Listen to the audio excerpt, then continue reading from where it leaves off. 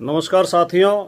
मेरे 12 मिनट के एक भाषण से 7 सेकंड की क्लिप काटकर मेरे खिलाफ एक दुष्प्रचार किया जा रहा है कि मैंने ब्राह्मणों के बारे में अपशब्द बोले हैं।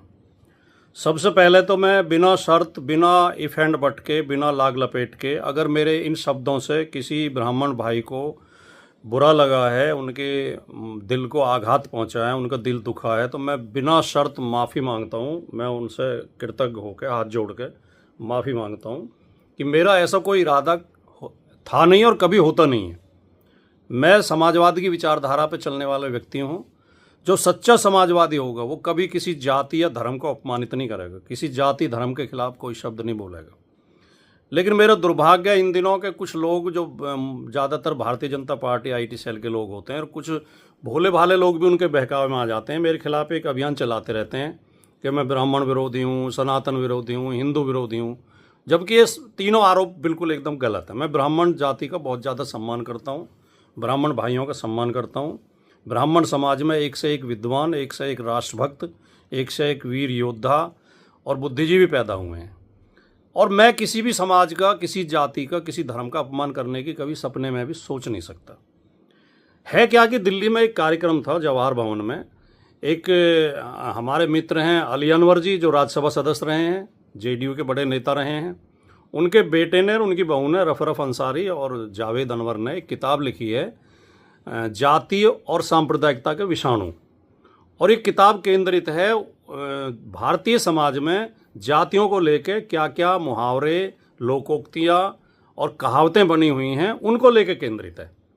तो इस किताब को विमोचन था जवाहर भवन में 5 तारीख को, 5 मई को, और उसमें मेरे साथ श्री योगेंद्र यादव जी और अपने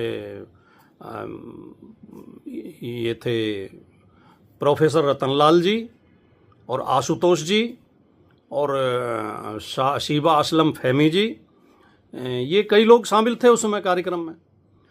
तो वहाँ जब मैं बोला तो मैंने ये बात कही, और मेरे पूरा अगर 12 मिनट की वीडियो सुनी जाएगी, मेरा वक्तव्य सुना जाएगा, तो मैंने उसमें कहा कि हमारे समाज में ये एक बुराई है कि हमने जातियों को लेके तरह तरह के खराब मुहावरे बना रखे हैं, खराब कहावतें बना रखी हैं।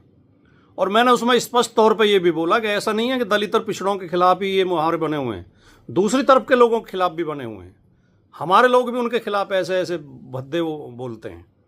तो ये गलत है। मैं उसका विश्लेषण कर रहा था, मैं उसका खंडन कर रहा था।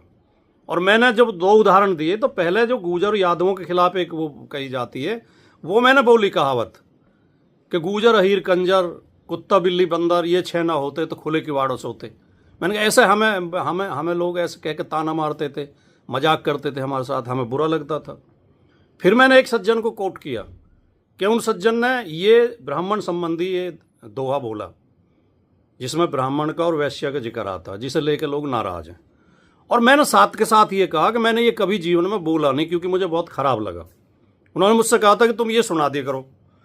मैंने कहा मुझे इतना ख़राब लगा कि मैंने कभी बोला नहीं, और ये गलत है बिल्कुल, जो ये ऐसा नहीं होना चाहिए। तो मैंने ये पूरा मेरा वक्तव्य है, ये पूरा भाषण ये है। इन ऐसी गंदी मुहावरे, गंदे जो मुहावरे हैं, गंदी लोकोक्तियाँ हैं, गंदी कहावतें हैं, उनके खिलाफ हम बोल रहे थे, उनके समर्थन में नहीं बोल रहे थे। अब उसमें से लोग क्या कहते हैं, वो महाभारत में कि अश्वत्थामा मारा गया किंतु हाथी को काट देते हैं, अश्वत्थामा मारा गया। तो मेरा पूरा वक्तव्य ना सुनवा गया, उसमें से एक क्लिप 7 सेकंड की क्लिप निकाल के, जिसमें खाली वो दोहा है, और उसे ऐसे कह के पेश कर रहे हैं कि मैंने ये ब्राह्मणों के खिलाफ बोला है। और मैं स्वीकार करता हूँ कि बहुत ख़राब दोहा है, वो बहुत गंदा दोहा है, बहुत अपमानजनक है। तो मैंने उसका जिक्र किया। अगर इसमें भी मुझसे मेरी गलती थी कि मैंने जिक्र किया, तो भैया दोबारा माफ़ी चाहता हूँ। और ब्राह्मण समाज एक प्रबुद्ध समाज माना जाता है, शिक्षित और समझदार समाज माना जाता है। यार इतनी जल्दी बहकावे में मत आए करो। ब्राह्मण बंधुओं, ब्रह्म देवताओं, पूरी बात समझ लिया करो। पूरी वीडियो आप सुन लेंगे तो आपकी शिकायत दूर हो जाएगी। और मेरे जैसा आदमी, ब्राह्मण तो बहुत शानदार और बहुत सम्मानित जाति है। किसी मतलब जो संख्या में कम हैं या कमज़ोर हैं या कुछ भी, किसी भी जाति के खिलाफ मैं नहीं हो सकता, सपने में भी नहीं सोच सकता।